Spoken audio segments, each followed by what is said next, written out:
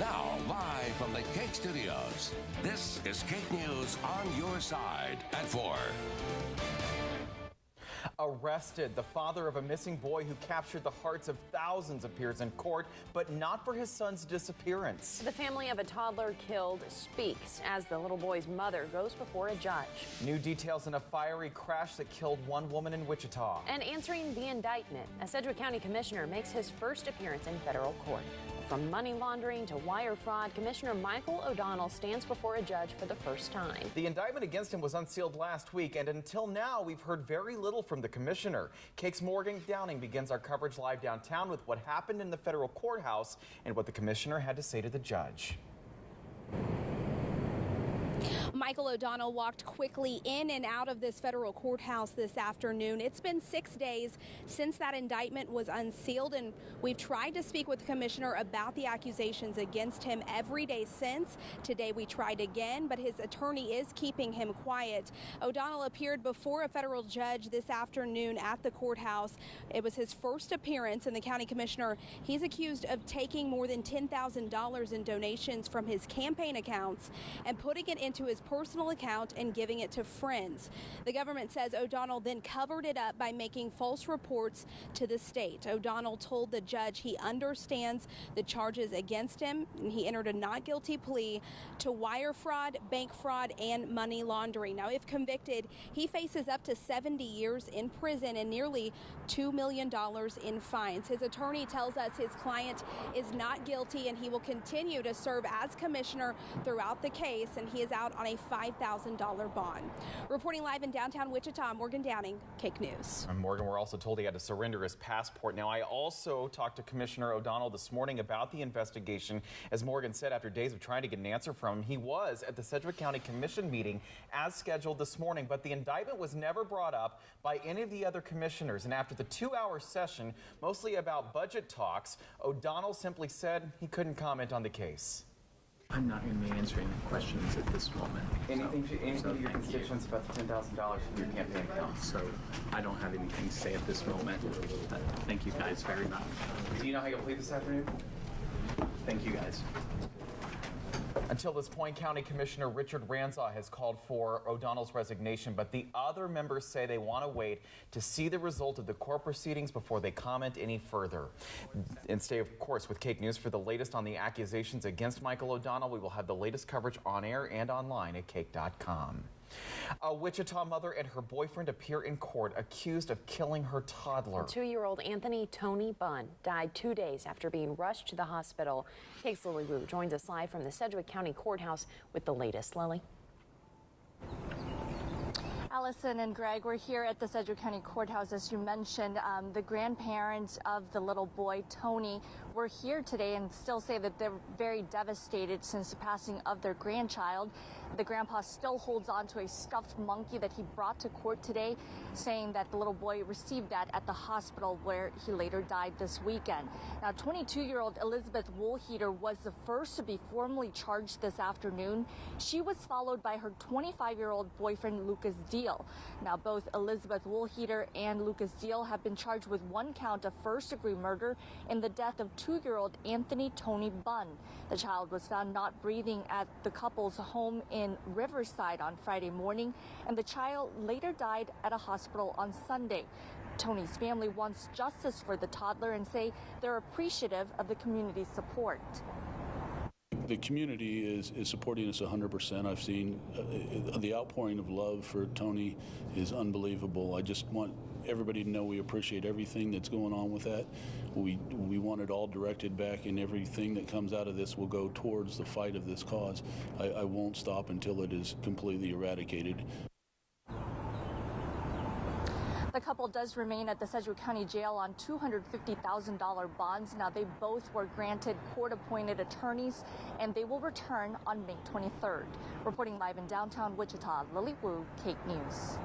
Heartbreaking details, Lily. Thank you so much. Also new at 4, Lucas Hernandez's father faces a criminal charge. Jonathan Hernandez appeared in court this morning on a battery charge and was booked soon after. The charge is a misdemeanor, and prosecutors say it is not related to the case of his missing son, Lucas. Lucas, Hernandez's wife, Emily Glass, also remains in jail on a child endangerment charge. That case was not related to the missing boy either. Lucas was first reported missing nearly 3 months ago from his Wichita home. Police have chased hundreds of leads, but there has been no sign of the boy ever since. Jonathan Hernandez will be back in court later this month. New information on a deadly accident in Sedgwick County. Sheriff's investigators identified the woman killed as 20-year-old Mary Jo Nichols of Wichita. Nichols' car collided with a semi near 183rd West and MacArthur early yesterday. The truck driver suffered minor burns. A former Kansas congressman and current Secretary of State Mike Pompeo is bringing home 3 Americans held prisoner in North Korea. Amazing news that broke this morning. They are expected to land back on American soil early tomorrow morning.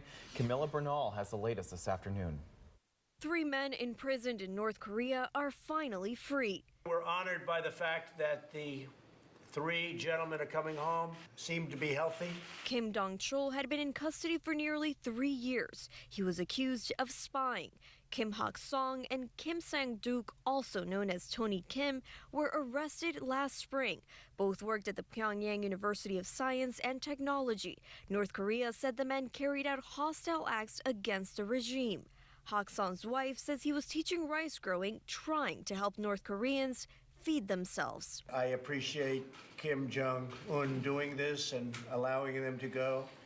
Many see the release as a gesture of goodwill before President Trump meets with Kim Jong-un. I think there is reason for some optimism that these talks could be fruitful. Others fear it's a ploy by Pyongyang. We are happy they have returned, but North Korea shouldn't gain by taking Americans and then releasing them. The president and vice president will greet the former prisoners when they land at Joint Base Andrews. To me, it's very exciting because it represents something. It represents something very important to this country. As the president looks ahead to the possibility of a denuclearized Korean peninsula. People never thought you were going to have a situation where we're having serious and positive communication with North Korea, and we are. What happens? Who knows? But we have a chance at something really great for the world. In other news this afternoon, the first woman who could lead the CIA testifies before the Senate Intelligence Committee today. Gina Haspel is a 30-year veteran of the agency and would replace Pompeo if confirmed. She's facing some tough questions, though, regarding her record on enhanced interrogation techniques, specifically about a note in 2005 when she wrote that waterboarding records should be destroyed.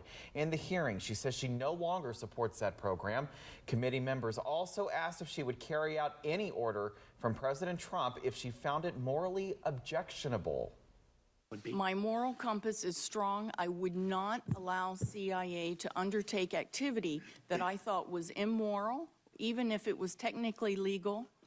I would absolutely not permit it. Later, Haspel told the committee that the spy agency has learned tough lessons from its use of harsh detention. She says she doesn't believe torture works, but the president has said he does believe torture can be a useful tool in preventing terrorism. Well, as temperatures heat up, it can get to be uncomfortable for everyone, including our pets. Local law enforcement reminds you to think twice about leaving your pets in your cars. Newton police say that they're receiving several calls about animals being left in parked vehicles. Now, pets can suffer severe brain and organ damage in just a few minutes while sitting in a hot car. The department says if you love your pets, leave them at home. A new Kansas law legally protects Good Samaritans who break into vehicles to save overheating kids and animals. It's a perfect day to be talking about that today as it heats up outside and it almost feels more like summertime out there again. Absolutely, 90 degrees as you can see on the bottom of your screen there. Let's bring in meteorologist Jay Prater. It's even warmer in some parts of the state, Jay. Absolutely. You know, yesterday we got up to 91, and that was the first time we hit 90 or greater than 90 for the year so far. Lots of sunshine, Central Care, Cancer Center, KCAM, and we are at 90 degrees at Eisenhower, Asheville, and the winds are out of the west-northwest at about 8 miles per hour. We're just going to keep the sunshine, I think 90 again at 5 o'clock. We'll start, slowly ticking downward, 89 at 6, 7 o'clock down to 88. Now, later on this afternoon, western Kansas, we might pop up a handful of, even though it won't be a lot, a handful of strong borderline severe thunderstorms, and that's going to make its way towards Wichita. Our rain and thunderstorm chance will peak overnight tonight while most of us are asleep. That's coming up. All right, Jay, thanks so much. We continue our Kids in the Crossfire series tonight. Some Texas schools are now allowing teachers to conceal and carry. And so KAKE's Lily Wu traveled down to Texas and took us inside one of these schools to hear from those who believe that arming teachers is the solution. Kansas lawmakers have tried introducing similar legislation that would allow for some teachers and staff members to conceal and carry like those here in Texas. I'm Lily Wu. Coming up on KAKE News, hear what's happening here in the Keene Independent School District.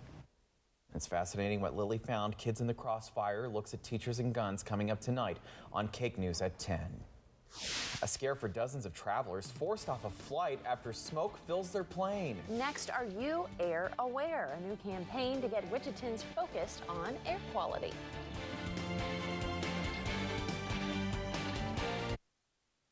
This is KAKE News at 4 with Allison Ackland, Greg Miller, and meteorologist Jay Prater with your KAKE First Alert forecast.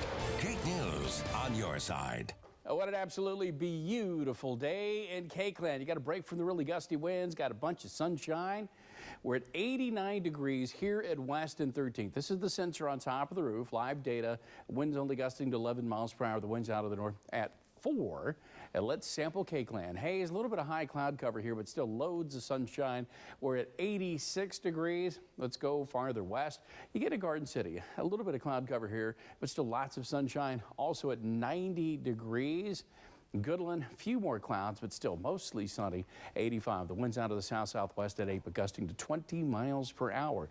92 in Medicine Lodge, liberal. 92 at Strotherfield right now between Winfield and Arkansas City. 90 in El Dorado, 88 in Hutch, 88 in Salina. So it's mostly 90s with mostly 80s with a few 90s sprinkled in. And the winds are not terribly gusty today. A couple of big, prescribed burns going on in northern Lane County. Again, that's all under control. That filtered cloud cover, you saw it on, the Garden City camera, the Goodland camera there, just a little bit of high, thin cloud cover. But this is out ahead of a little wave that's going to roll through here and trigger a handful of thunderstorms. So it came through yesterday. All right, that's already into the Great Lakes, and you can see back over to the west. Let's look at the RPM model, and as that cloud cover rolls in between now and about 7 to 8 o'clock, will trigger just a couple of thunderstorms. Now, there's not going to be a lot here. And then overnight tonight, after 10 o'clock, notice this all moves down towards the southeast.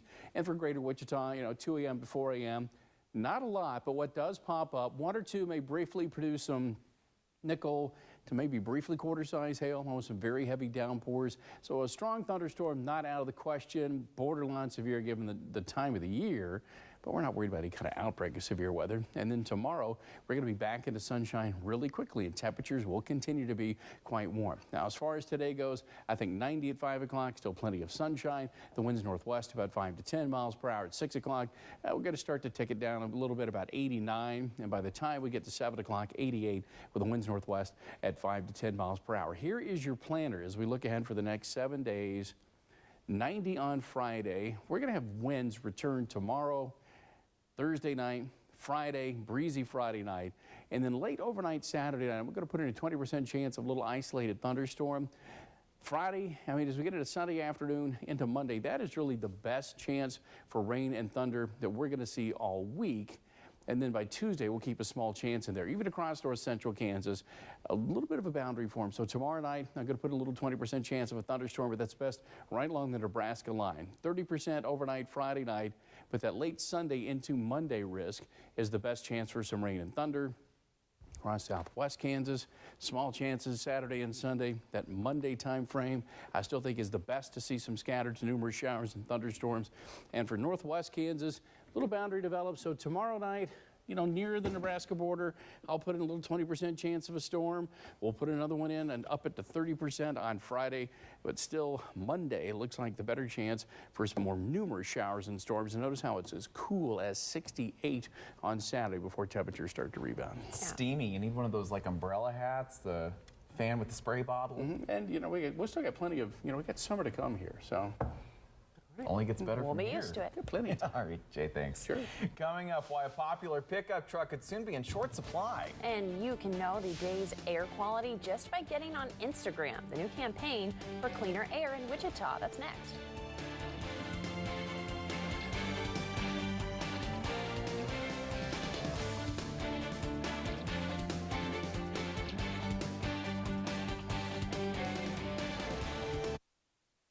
as it's starting to warm up, the city of Wichita is keeping an eye on the air around us. Yeah, but there are some steps that you can take to help keep the air clean. Here with Morris Bailey Cunningham with the city of Wichita. Bailey, thanks so much for your time. Thank you. Talk to us a little bit about where this idea came from and the work that you guys are doing now. Well, Wichita constantly monitors air quality during ozone season to make sure that we stay in compliance with the National Ambient Air Quality Standards. So we're just taking it one step further by launching a new campaign to ask members of the community to think about things that they can do to help improve air quality, and then also give them a resource to check air quality easily. Well, tell us about that resource. I was reading a little bit about it, and this is just as simple as getting on social media that you already check. So tell us about that. That's right. If you want to follow at BeAirAwareKS on Twitter and Instagram, we post a picture every day. If it's a green picture, that means the air quality is good. If it's a yellow picture, that means air quality is moderate.